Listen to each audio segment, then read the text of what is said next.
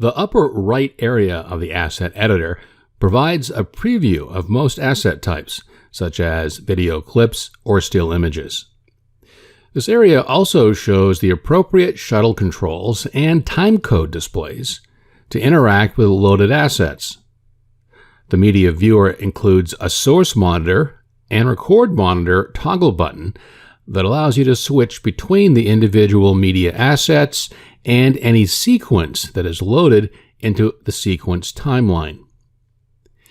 In the middle part of the asset editor, there's an area that displays several tabs to show different categories for metadata for the asset.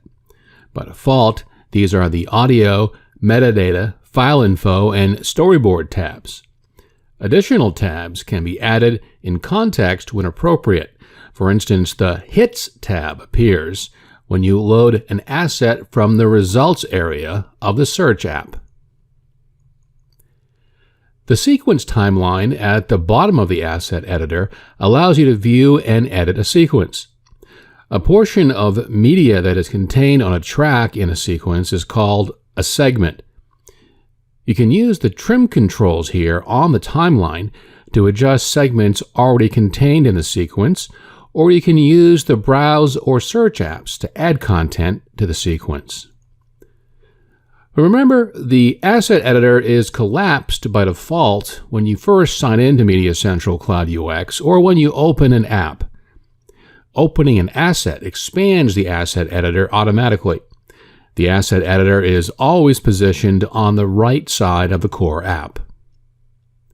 Once the asset editor is fully expanded, the media viewer, tabs, and timeline buttons appear at the top of the tool and are colored blue to indicate that they are open and active.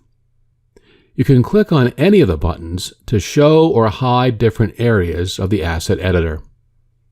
For instance, you might have an asset that includes a large amount of metadata that you want to review, and you are not interested in playing the asset at this time. In this case, you could click on the Media Viewer button to hide this area and provide more screen space for the Metadata tab.